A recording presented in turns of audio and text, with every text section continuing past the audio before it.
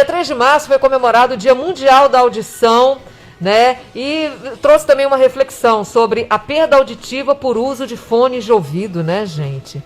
Eu sou uma que uso com volume alto, pois é. E essa história de usar o fone de ouvido com volume muito alto tem crescido entre os jovens e preocupa os especialistas no assunto, tá certo? E é sobre isso que a gente conversa agora com a fonoaudióloga do Instituto Santos Dumont, Rogéria Toscano. Bom dia, seja bem-vinda. Bom dia, Margot. Bom dia, Rodrigo. Bom dia, Franklin. É um prazer estar aqui falando de audição, né?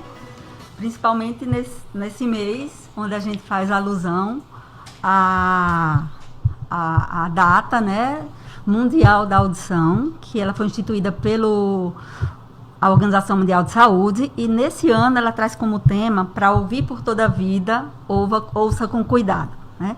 E aí quando a gente fala ouça com cuidado, a gente realmente se remete aos fones de ouvido, né?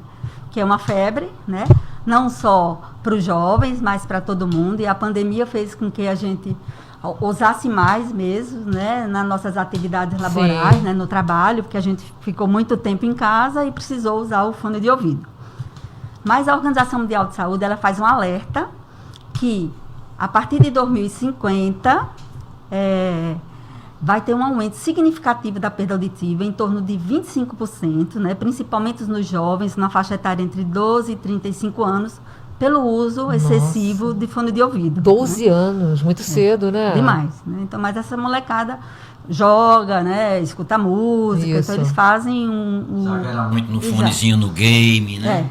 De tempo e volume, né? Do tempo e volume. Mas em quanto tempo de uso exagerado no volume essa criança de 12 anos pode sofrer alguma sequela já? Então, assim, a Sociedade Brasileira de Otorrino, eles falam que a gente não pode passar mais de 1 hora com fone de ouvido, ouvindo numa capacidade média de 60% do dispositivo, né? Então, é preciso que a gente diminua significativamente o uso do fone. Estou fazendo tudo errado. Né? Eu durmo ouvindo música. Então, dormir ouvindo música é um grande pecado, porque, assim, qualquer dispositivo que ele vá oferecer um estímulo de som muito alto, ele vai danificar as células responsáveis por perceber o som. Né?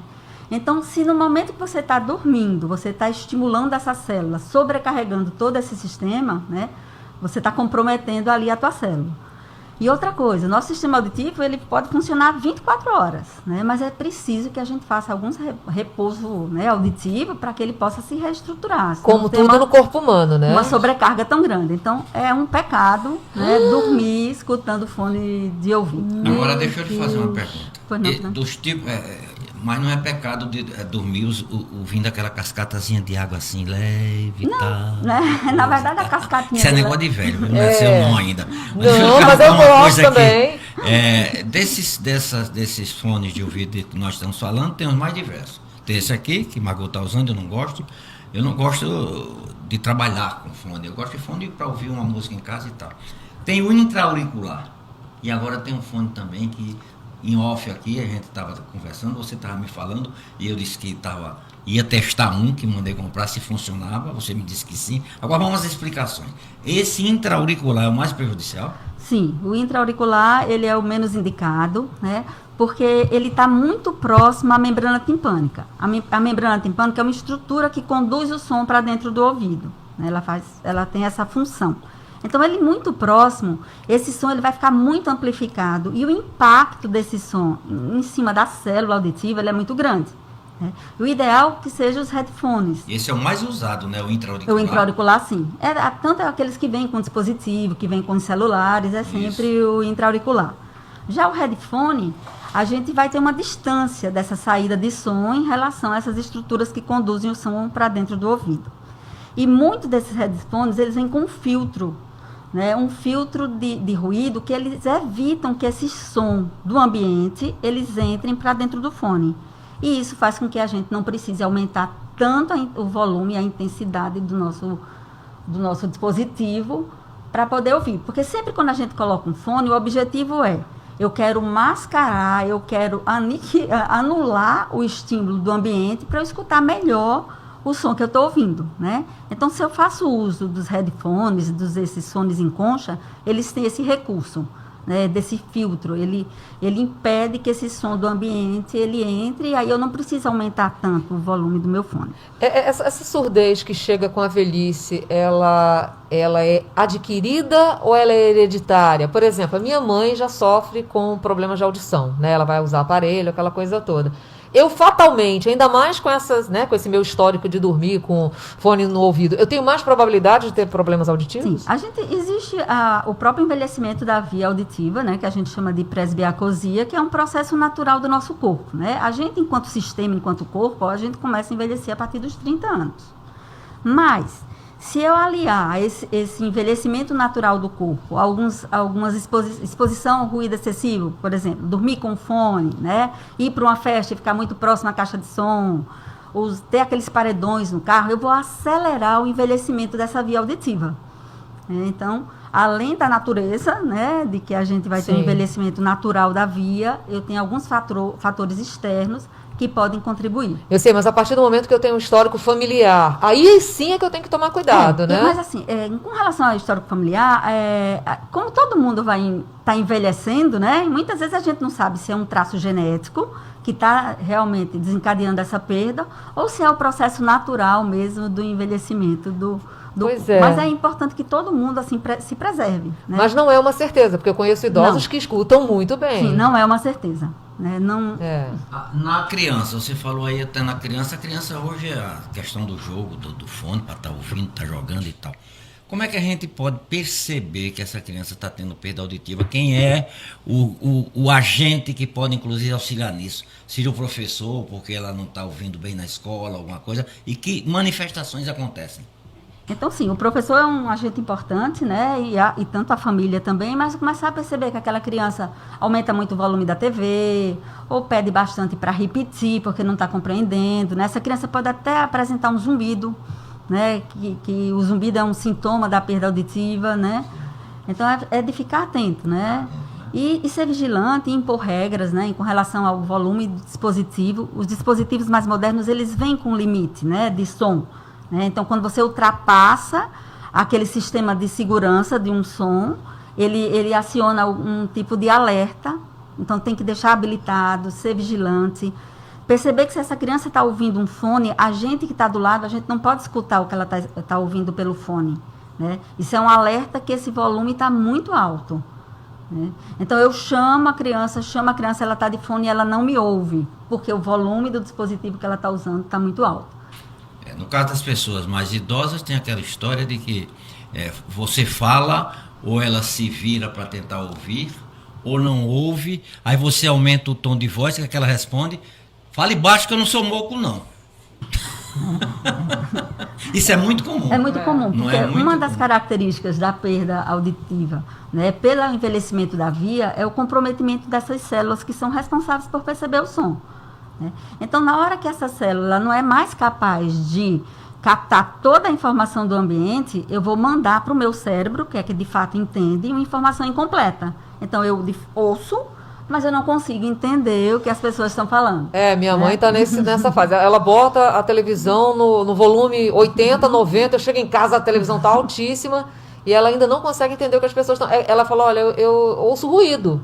Eu não entendo o que as pessoas estão falando. A coisa está bem complicada. Diz aí, Rodrigo. Com relação a essa questão que você citou, né, de dormir, que é prejudicial, independentemente da forma que a gente está ouvindo, seja com o fone, aquele que a gente coloca diretamente no ouvido, pode ser um headphone, ou até mesmo com o celular um pouco mais próximo. Por que eu estou perguntando isso? O meu pai, ele só dorme com o rádio ligado embaixo do travesseiro. Se você tirar o rádio debaixo do travesseiro dele, ele passa a noite em claro. Ele não consegue dormir sem estar o rádio lá. Isso também é prejudicial? Também. Você está expondo o seu sistema auditivo a um estímulo constante por 10, 12 horas, né? O ideal era que fosse um dispositivo que você pudesse programar, como a gente programa a TV, né? Que aí depois de X horas ele se desligasse, né? Porque ele poderia dormir escutando a música, o rádio, o programa dele, mas que depois ele pudesse ser desligado. Ou uma pessoa da casa mesmo e fosse ali e desligasse. Porque a célula, ela precisa do repouso, né, para ela poder não sofrer um impacto tão grande. Deixa eu fazer uma pergunta sobre uma questão que atinge muitas pessoas no mundo inteiro, né? dizem, não sei se é verdade, já disse aqui uma vez isso, que nos Estados Unidos é uma das causas muito fortes de suicídios em pessoas idosas, que é a questão do zumbido no ouvido. Quando a pessoa compensa esse zumbido com barulho. Porque na hora que ela está num ambiente de barulho, que nós estamos todos aqui conversando, o zumbido tende a diminuir. Mas quando está no silêncio, esse zumbido perturba e muito, né? Para lidar com isso, como é que se tem que fazer? O zumbido ele é um sintoma, né? Ele não é uma doença, e ele é presente na literatura entre 85% a 96% de pessoas que têm perda auditiva. Né? É uma forma do sistema auditivo, que o cérebro criou para o sistema auditivo se equilibrar frente àquela perda. E como você falou, ele às vezes ele é constante, mas quando eu estou num ambiente com ruído, eu não consigo perceber, ou até mesmo a minha atenção está voltada para outras questões. E à noite ele fica presente. Né?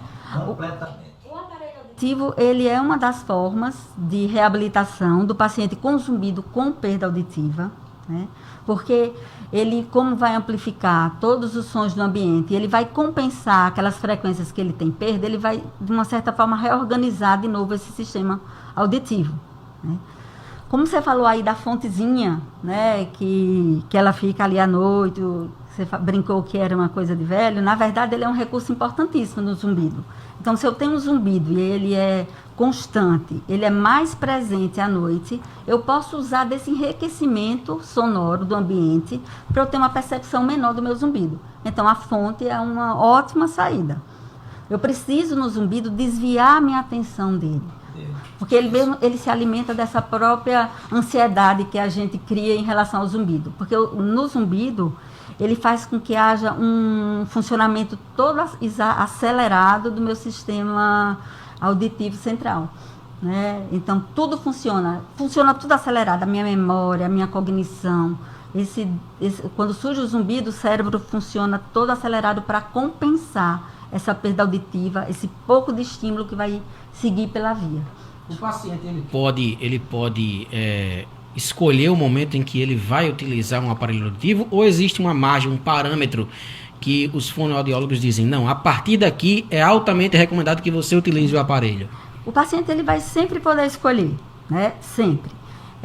Hoje em dia, já faz algum tempo, a gente não olha mais o aparelho auditivo só como um dispositivo que vai permitir que eu escute melhor, né? O aparelho auditivo, como o ouvido ouve, percebe o som e o meu cérebro entende, na hora que eu deixo de mandar informação para o meu cérebro, eu começo a comprometer um monte de áreas. A área da cognição, da memória, da discriminação das palavras. Então, a reabilitação através do aparelho auditivo, além de permitir que você ouça melhor, você mantém todas essas áreas do cérebro estimuladas, funcionando de uma maneira melhor. Então, eu particularmente sou a favor da reabilitação desde uma perda mais leve, pensando que a gente precisa deixar esse cérebro ativo. E uma forma de deixar o cérebro ativo é usando o aparelho auditivo. A visão hoje é maior do aparelho auditivo, né, do que foi antigamente. Não, eu vou escutar melhor. Não, eu vou escutar melhor e eu vou manter o meu cérebro em várias áreas e funções ativas. Estou entendendo. O aparelho, ele ajuda ao paciente restaurar a qualidade que ele tinha, ou ele apenas emite o som para que ele, naquele momento, ouça melhor? Então, assim, ele, na verdade, ele restaura a parte periférica, né? Sim. Ele permite que eu escute mais estímulos do ambiente, de fala, de ruído, sim, e eu consiga mandar mais informação para o meu cérebro para que lá ele tenha mais informação para processar. Então, eu vou ter menos dificuldade de compreender. Mas ele vai me permitir que eu entenda tudo 100%? Sim. Não. Né? Porque já existe um comprometimento também dessa área da compreensão, né? De conexão de neurônio, então tudo já está comprometido, né? Pela própria idade às vezes, ou pelo tempo de privação que eu não usei o aparelho. Mas o nosso corpo ele tem uma capacidade de se reorganizar a nível de cérebro, né? Existe a questão da plasticidade. Desde que eu mando um estímulo para o meu cérebro, ele consegue se reorganizar. Então, consideravelmente, aquela discriminação auditiva que era mais baixa, ela vai melhorar com o uso do dispositivo. Doutora, pessoas de baixa renda têm acesso pelo SUS a esses aparelhos? Tem, né? Já faz um tempo, né? Existe um programa, né, do governo federal. Porque são aparelhos caros, SUS, né? São caros. E existe centros de reabilitação específicos de audição ou centro de reabilitações como o nosso, né? Que atende às 4 deficiências, que eles têm um serviço de dispensação de aparelho auditivo. Olha. Como essa verba elas não são muito grandes, é uma fila que anda devagar, então demora um tempo, mas que essas pessoas podem ser Chega lá. reabilitadas. Pelo Instituto Santos Dumont. É bom a gente falar sobre isso, né? Sobre essa possibilidade para quem está ouvindo a gente. Lá no Instituto, né, no nosso Anita Garibaldi, que é a parte da assistência, onde eu trabalho, a gente tem um serviço de dispensação de aparelho auditivo. No momento, a gente só contempla os munícipes de Macaíba, né, por uma questão que essa verba ela vem via Prefeitura de Macaíba. Entendi. Mas é possível, é o único setor lá dentro do Anita que a demanda é livre, então o paciente teve uma queixa auditiva, é só ele procurar lá a recepção do Anita, e ele já é elegível para o setor. Agora, tem a questão também das pessoas reagirem muito à questão da estética, né? Porque tem uns aparelhos ainda meio pesadões, né? Não são tão discretos quanto aqueles que já existem hoje de última geração, mas que são caríssimos, né? Então, assim, hoje, o que mais encarece um aparelho auditivo é a questão da tecnologia, né? Então, dentro de uma mesma tecnologia, eu tenho vários modelos, desde o grandão até aquele personalizado que é colocado dentro do conduto auditivo. Mas existe, sim, esse estigma grande da questão da estética. Mulheres são mais resistentes, né? As mulheres...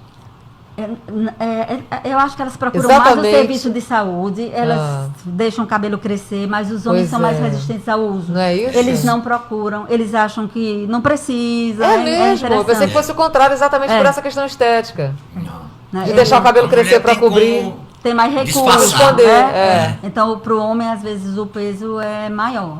A gente vê uma resistência loucura. maior. Às vezes vai um casal, né? E fala, olha, mas ele também precisa. Ele, não, mas eu não vou querer agora. E a gente sente que tem esse peso. Eu acho que também tem um estigma do aparelho auditivo ainda do velho. Né? Então, assim, quem usa aparelho auditivo Sim. é quem está ficando velho. Esse estigma é muito forte. Meu Né? E, na verdade, Deus. é de quem realmente, de fato, está precisando reabilitar a audição, né? E o que tem que ficar velho, gente? Hoje. Não. Né, Deixa eu não? perguntar uma coisa a você. E a pessoa precisa chegar lá já com a audiometria pronta ou faz lá? Faz lá. Quando você acende a churrasqueira, acende a resenha em volta dela. Tramontina, respeito pelo seu churrasco. Né, nesses programas de dispensação de aparelho auditivo, né, existe um protocolo a ser seguido e essa audiometria tem que ser realizada dentro do serviço. Maravilha. Nós temos 2 minutos ainda. Em surgindo o problema, quais são os cuidados indispensáveis, doutora? Então, um alerta, né? Então, se eu começar a perceber o zumbido, se eu começar a perceber que eu estou pedindo muito para repetir, que eu estou com dificuldade de entender algumas palavras, se eu estou sentindo alguma dor de ouvido, procurar o otorrino, né, para que seja realizado o diagnóstico. E usar o fono com parcimônia, respeitando o limite, né, de volume. Sempre colocar o fone dos dois lados para que não exista uma sobrecarga de um lado só e eu tenha a necessidade de aumentar mais o volume do meu dispositivo. Gente, estou fazendo né? tudo errado, Franklin.